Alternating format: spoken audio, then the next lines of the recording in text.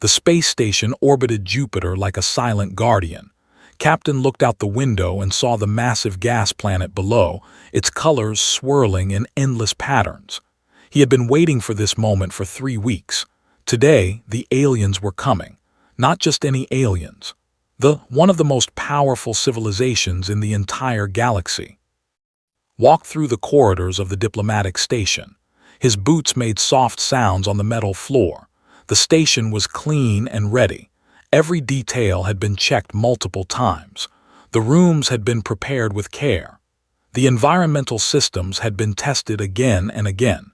Everything needed to be perfect because this was the first real meeting between humanity and the people.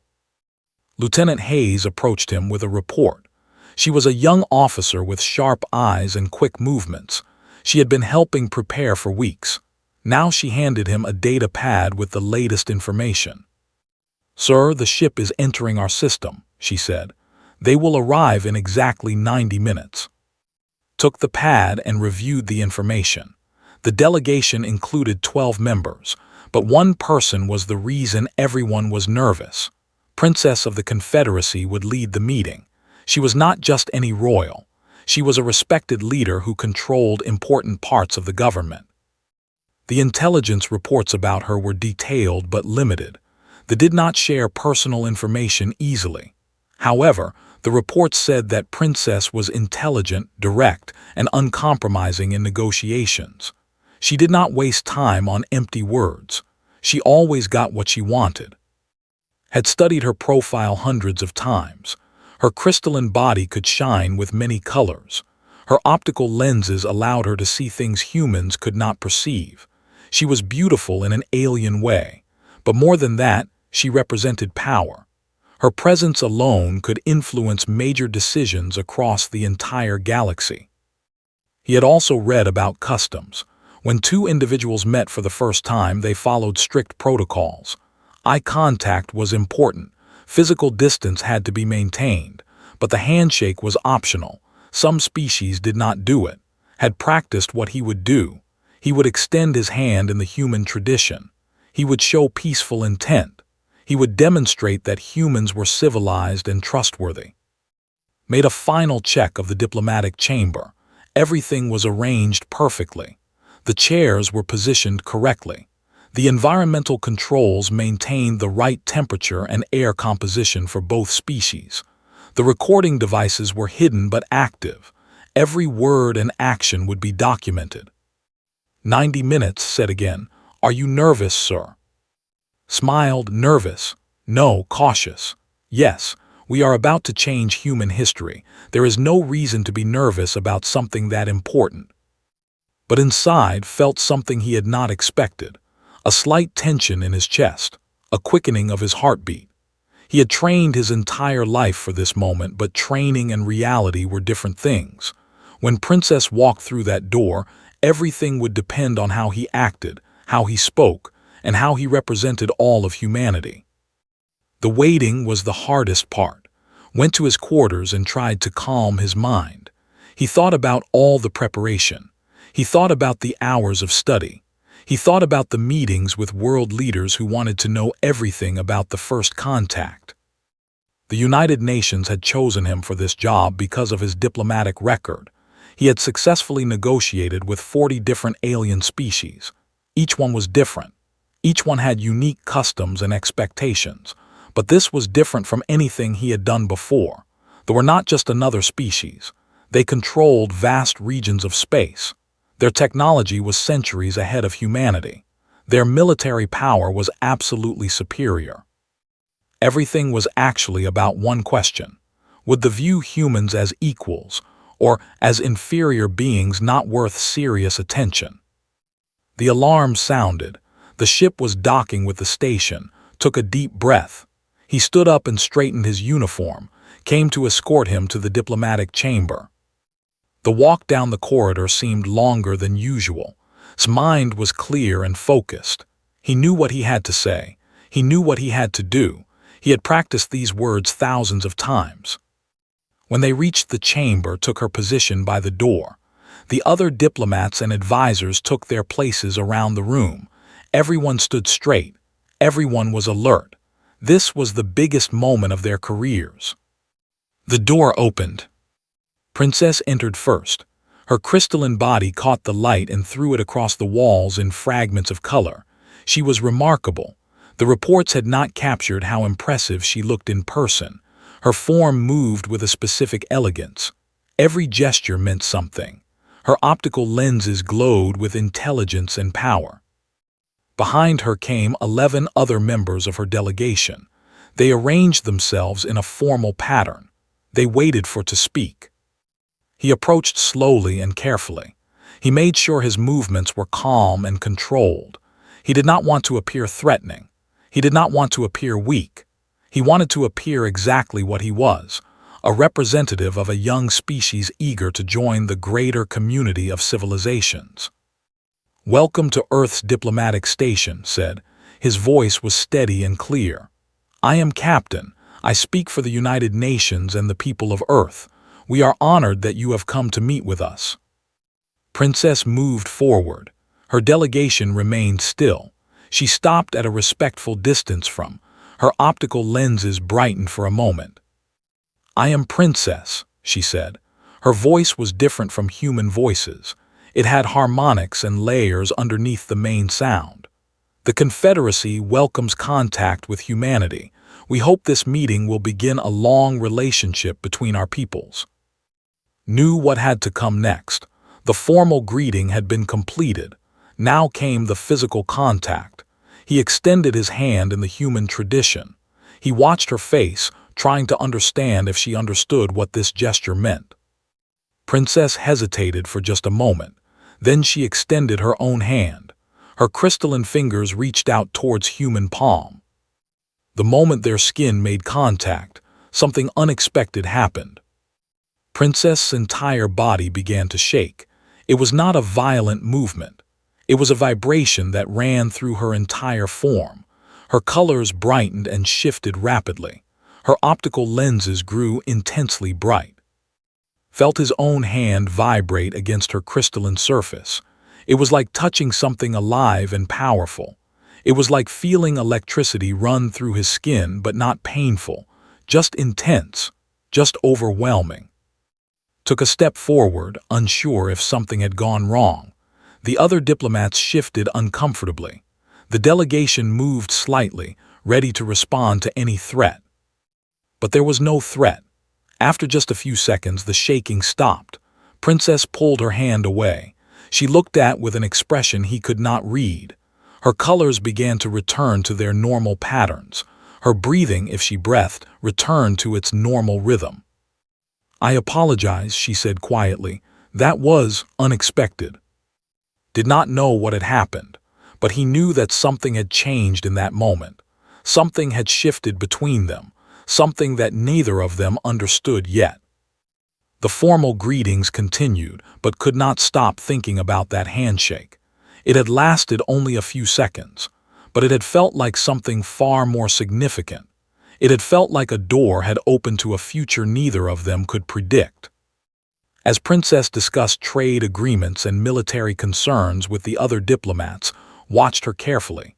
She maintained her professional demeanor, but occasionally her optical lenses would brighten for a moment. Her colors would shift slightly, and knew that she was thinking about the same thing he was thinking about. What had happened when they shook hands? And why had it made the princess shake in a way she clearly did not expect? The diplomatic meetings continued for 3 days. Princess and her team discussed important matters with the United Nations representatives. They talked about trade routes, military cooperation, and cultural exchange. The conversations were productive and formal. Everything seemed normal on the surface. But noticed things that others did not see. Princess avoided physical contact with everyone. When other diplomats tried to shake her hand in greeting, she would decline politely. She would explain that customs did not permit such casual physical contact.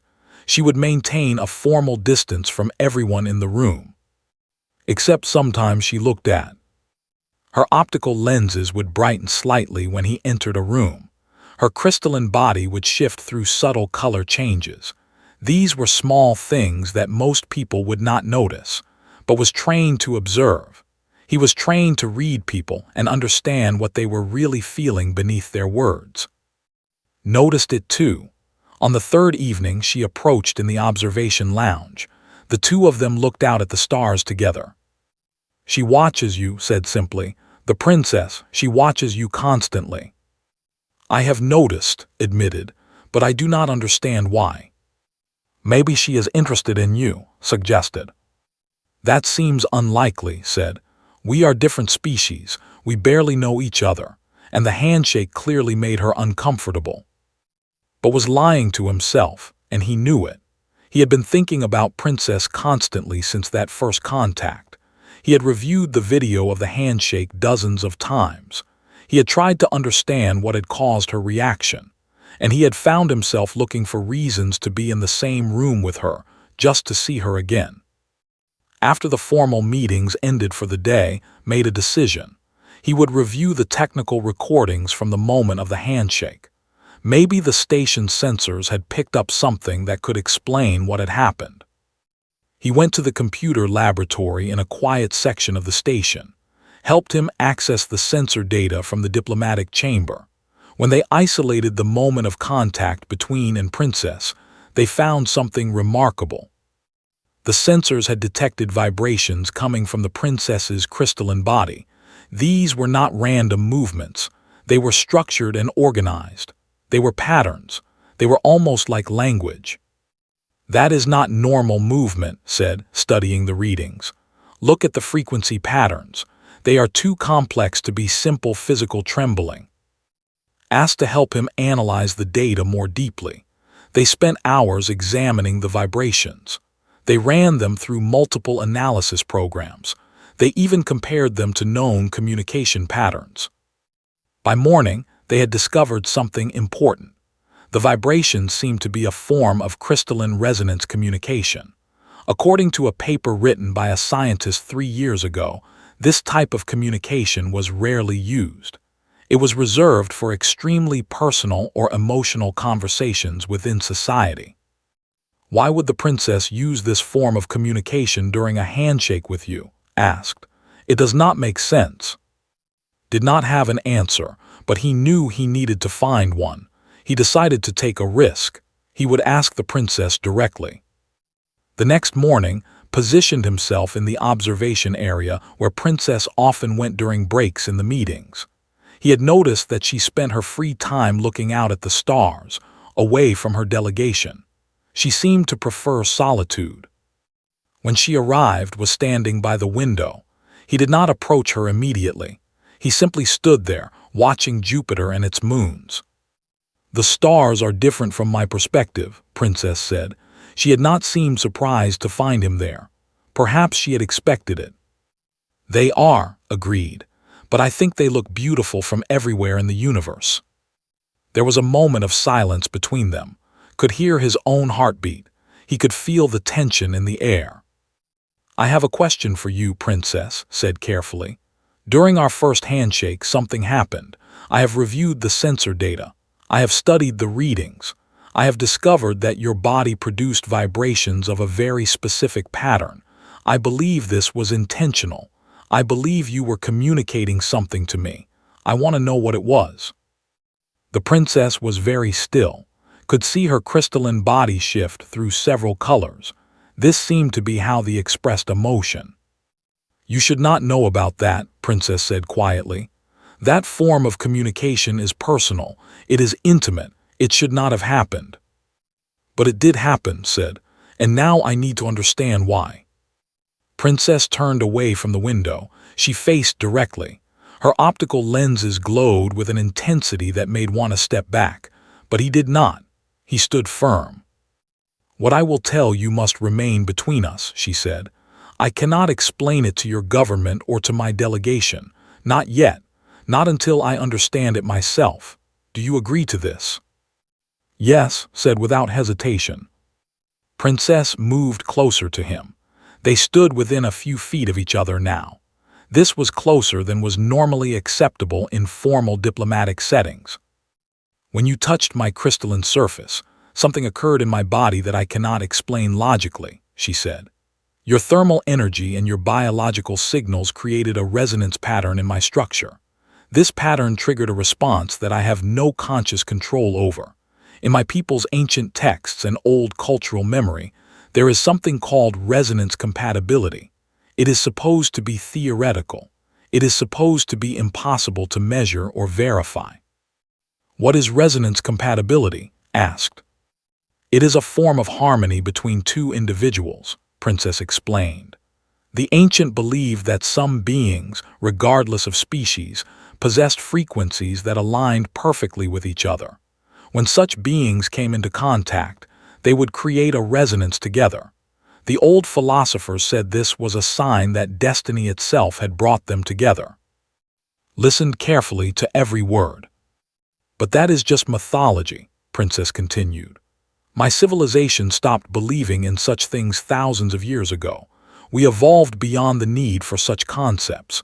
We replaced them with logic and scientific understanding. Yet when you touched my hand, my entire body recognized something in you that matched one of those ancient theoretical patterns. What does that mean? Asked. It means, Princess said slowly, that according to my people's most ancient beliefs, you and I are resonance mates. It means that on a fundamental level, at the deepest part of our biological and energetic structures, we are perfectly aligned. It should not be possible. It should not exist. But it does. Was shocked. He did not know how to respond to this information. That is why I trembled, Princess said. That is why I used the communication patterns reserved for personal emotional moments. My body was processing something that has no logical explanation. My crystalline structure was singing in a frequency that should only respond to other of the highest compatibility, but instead, it was responding to you, a human, and that terrifies me. She looked directly into his eyes. I came to this meeting expecting a normal diplomatic exchange. I did not expect this. I did not expect to feel something for someone from another species, and I certainly did not expect that something to be written into the deepest codes of my very being. The words hung in the air between them like a heavy weight, tried to process what the princess had told him. Resonance mates, destiny. A connection that transcended species boundaries and biological differences. It was too much to understand all at once. I need to think about this, said. I need to understand what you are telling me. Can you explain more about what resonance compatibility means for your people? Princess looked out the window again. She seemed to be gathering her thoughts, deciding how much to share. My civilization evolved beyond the need for reproduction thousands of years ago, she began. Our crystalline structure allows us to exist for. We do not die of age or illness as your species does. Our population is controlled through careful genetic cultivation. We have moved past the biological imperatives that drive most living things. She paused and waited for her to continue.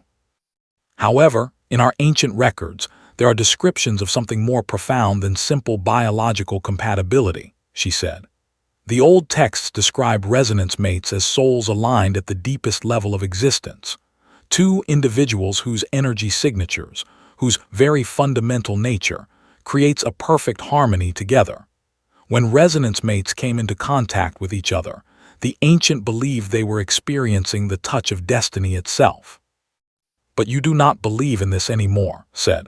Your civilization has moved past these ideas. We have rejected them as unscientific, Princess confirmed. We studied the theoretical physics behind the concept. We found no measurable evidence that such compatibility could exist. We concluded that resonance mates were nothing more than mythology and metaphor, a beautiful story from our primitive past. She turned to look at again. And yet, when you touched my hand, my crystalline body reacted according to those ancient myths. My structure began to vibrate in a pattern that should not exist. My body recognized something in you that all of my scientific training told me could not exist. Walked to the window and looked out at the stars. He thought about what the princess was telling him. She was claiming that there was a fundamental compatibility between them, that something in his human biology aligned perfectly with something in her alien crystalline structure. that they were, in some deep and incomprehensible way, meant to be together. "What does this mean for us?" asked. "What happens now? Do we just accept this and move on? Do we try to ignore it?" "I do not know," Princess said honestly. "In my culture, if such a thing were confirmed to be real, it would require formal declaration before the government. The resonance would have to be documented and by the highest scientific authorities. Then the two individuals involved would have the choice to accept the resonance or to reject it. Either way, such a declaration would become public knowledge. It would not be something we could keep secret." "And if we accept it," asked, "what would that mean?" "It would mean," Princess said carefully, "that we would be bonded in a way that is considered sacred and permanent in my culture. Even though we no longer fully believe in the concept, the legal and social structures still exist. If we accepted the resonance, it would be publicly acknowledged. We would be expected to maintain that connection throughout our lives." Felt the weight of what she was describing. This was not a simple romantic interest between two individuals. This was something far more complex and binding. This was a commitment that would affect both of their lives and potentially impact the relationship between their entire civilizations. "I need time to think," said. "This is a lot of information to process. I need to understand what this means for my life, for my career, for my responsibility to humanity." "I understand," Princess said. "I am struggling with the same thoughts, but I want to be honest with you. I did not come to this station expecting to feel this way, and now that I have felt it, I cannot unfeel it. The vibrations that ran through my body when we touched have changed something in me. They have awakened something that was supposed to be purely mythological." Over the next several days, found himself living in a strange state of confusion. During the official meetings, he maintained his professional demeanor. He discussed trade agreements and military cooperation with Princess and her delegation. He played the role of diplomat and representative of humanity. But in the hours between meetings, his mind was consumed by what the Princess had told him. He sought out information about culture and history. He read about their ancient beliefs and their mythology. He tried to understand the concept of resonance mates from multiple perspectives. Noticed his distraction, but she did not ask questions. She seemed to understand that something significant had happened and that needed space to work through it. One evening, visited Dr. Elizabeth Cole, the station's leading and scientist. He asked her about thermal resonance and energy signature compatibility between species. Dr. Cole pulled up research files and studies. Some of them were recent human investigations into biology. Others were older papers written by scientists about theoretical physics and energy alignment. "What you are describing is actually supported by the physics," Dr. Cole said, showing him the data. "The crystalline structure does respond to specific thermal and electromagnetic frequencies. Human body heat is remarkable in the galaxy. Our neural activity creates an unusual electromagnetic field. Theoretically, if an individual structure was aligned correctly, a human's thermal signature could trigger a resonance response." "Is it rare?" asked. "Exceptionally rare," Dr. Cole said. "According to this paper, the probability of such compatibility existing between a human and a would be less than 1 in a million. But probability is not impossibility. It seems that you may have encountered that 1 in a million." Thanked Dr. Cole and left her laboratory. Now he had scientific confirmation that what Princess had told him was not fantasy. It was real. It was possible. It was happening between him and the alien princess. That night stood in the observation lounge again. Princess joined him without being invited. They stood in silence, looking out at the vast expanse of space. "I have confirmed what you told me," said. "The science supports it.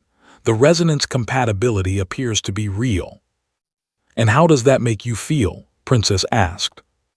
"Afraid," admitted, "confused, but also something else, something I cannot quite name." "In my language," Princess said softly, "we have a word for that feeling. It is something close to your word for destiny approaching. It is the emotion of recognizing that your life is about to change in ways you cannot control or predict. Nodded, he understood exactly what she meant. The communication arrived when everyone was sleeping. An urgent message from the home system. They had launched a major military assault. The invasion was larger than anyone had predicted. Entire outpost systems were under attack. Princess's delegation had been ordered to return immediately. When learned about the crisis, he felt his heart drop. The princess would leave. She would return to her world. The connection between them would have to be put aside while her civilization dealt with war. Princess called an emergency meeting with the United Nations representatives. She stood in the diplomatic chamber, her crystalline body flickering through colors that now recognized as expressions of stress and determination. "The invasion is serious," she told them. "My people are strong, but this threat is unlike anything we have encountered before. I must return home to coordinate the military response. My delegation will depart within 6 hours." The United Nations officials asked many questions. They wanted to know about the threat. They wanted to understand how it might affect human space.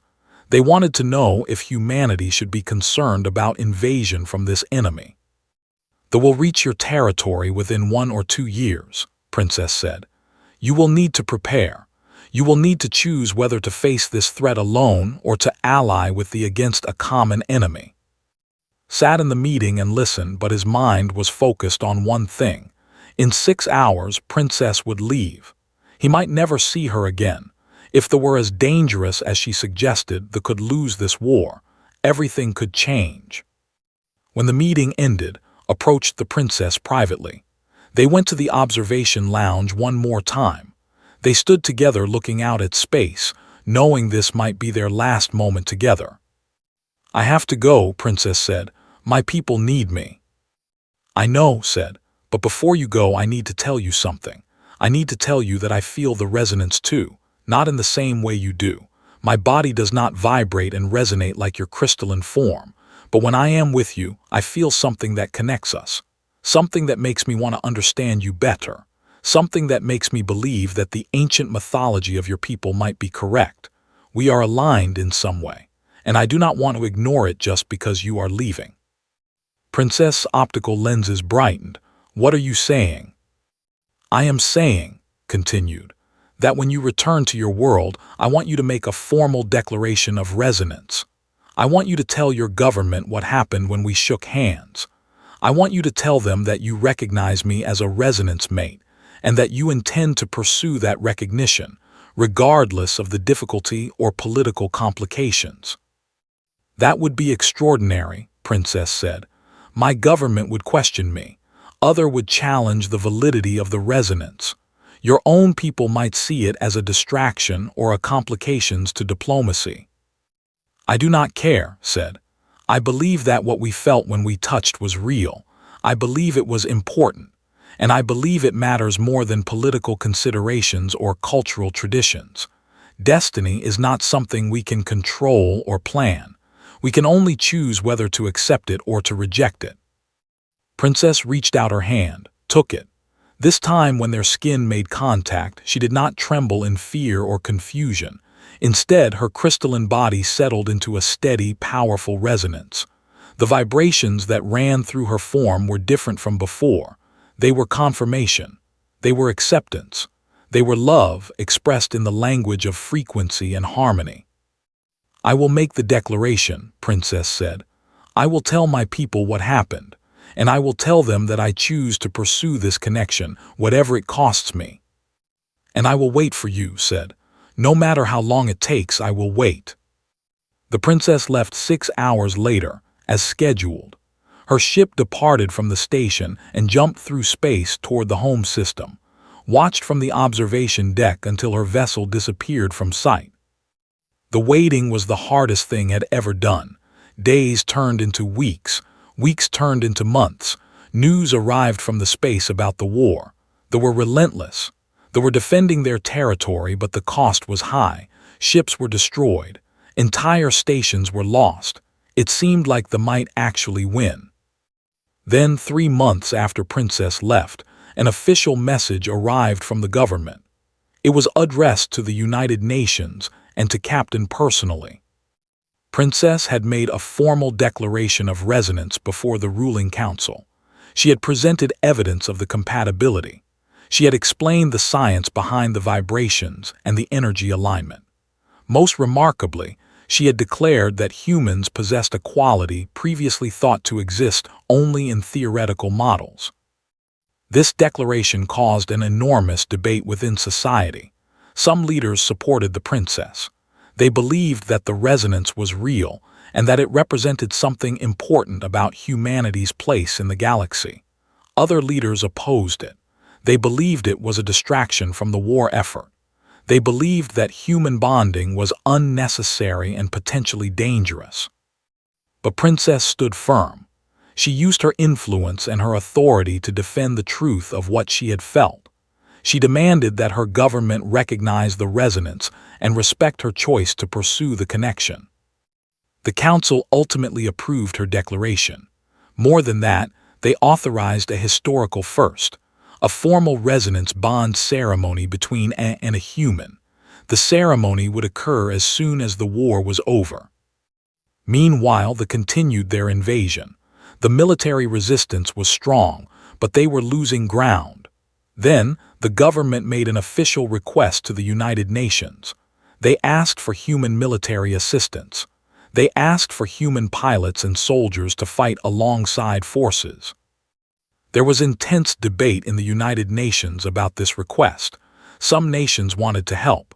Some wanted to stay neutral. Some wanted to avoid any involvement in an alien war. But stood before the Security Council and made an argument that changed everything. He told them about the resonance. He told them about Princess' declaration. He explained that this was not just about one man and one alien princess. This was about humanity taking its place in the broader galactic community. This was about proving that humans were worthy of respect and cooperation. They are coming toward us anyway, told the council. In 1 or 2 years they will reach human space. We can wait and face them alone. Or we can stand now with our new allies and show the galaxy that humans stand with the. We can prove that we are strong enough to fight beside them. We can prove that our species has value in this universe. The council voted. The vote was unanimous. Humanity would commit its military forces to assist the against the. For the first time in history, humans would fight in an alien war, not for themselves, but as part of a greater alliance. Volunteered to serve as the military liaison between Earth and the forces. He would travel to the front lines. He would work directly with Princess and her military commanders. He would help coordinate the war effort. As he prepared to leave Earth, knew that he was about to enter a new chapter of his life. He would fight in a war beyond human territory.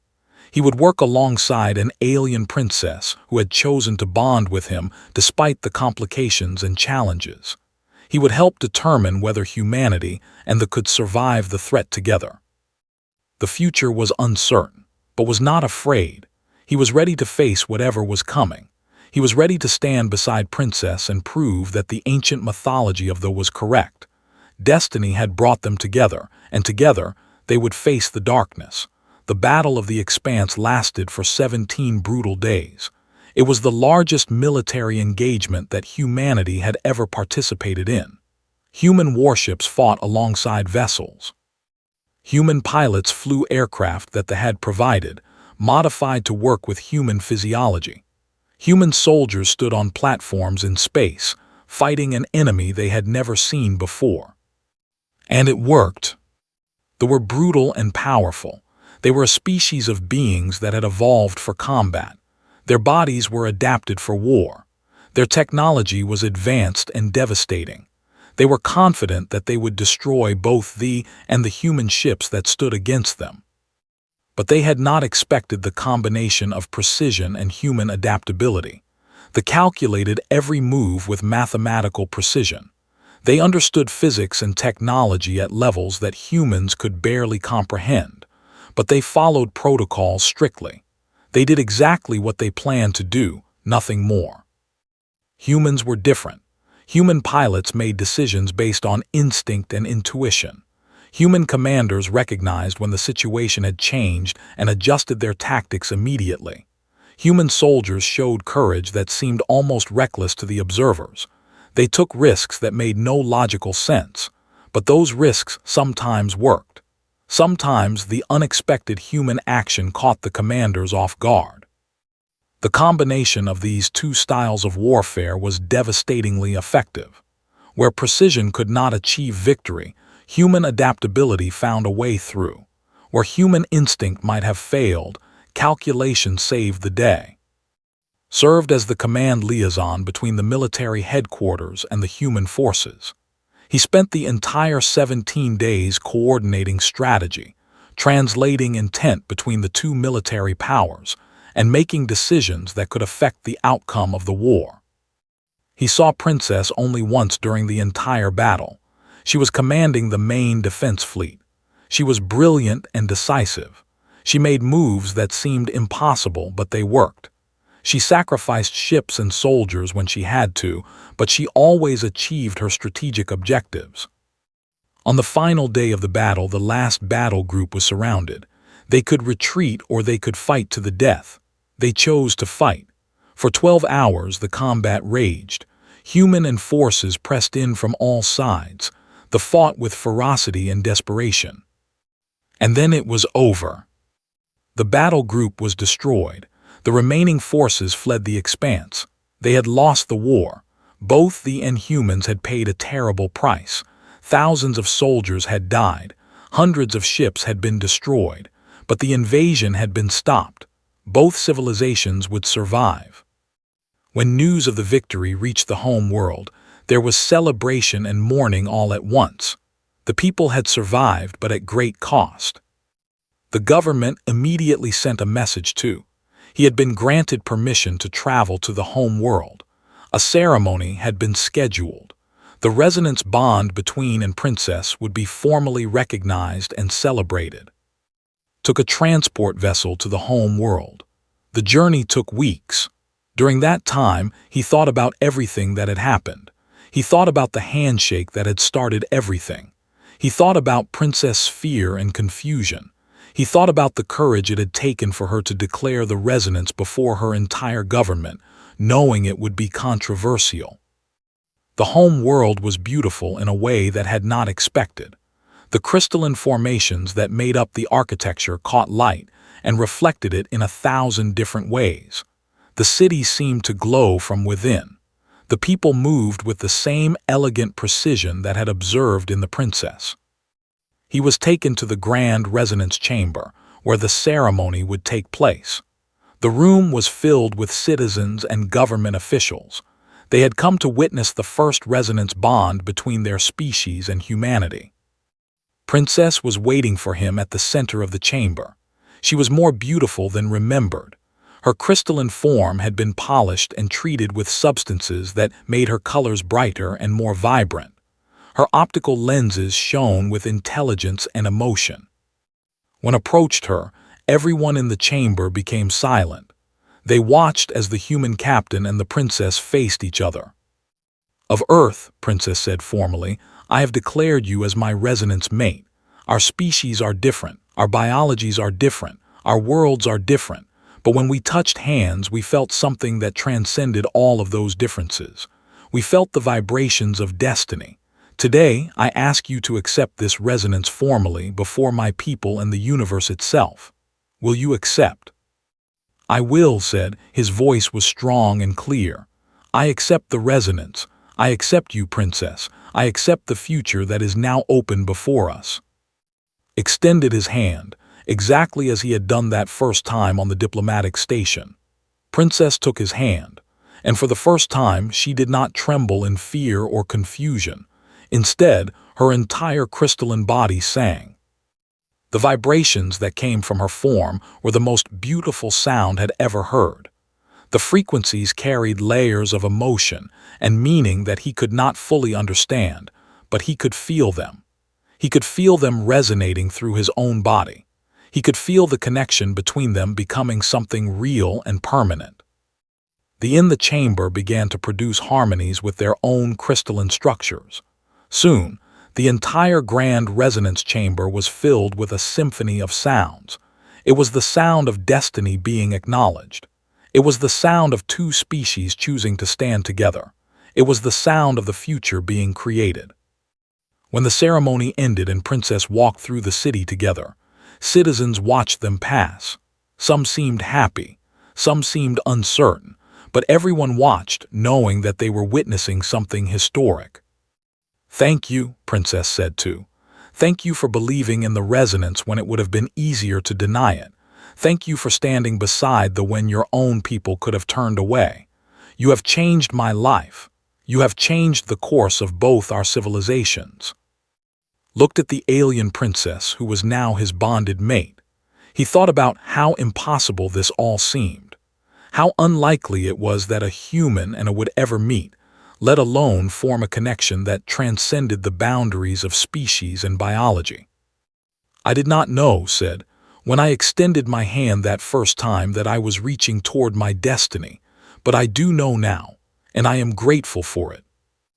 They stood together, looking out at the crystalline structures of the city. They stood together as representatives of two species that had learned to trust each other. They stood together as proof that destiny sometimes works in ways that defy logic and prediction.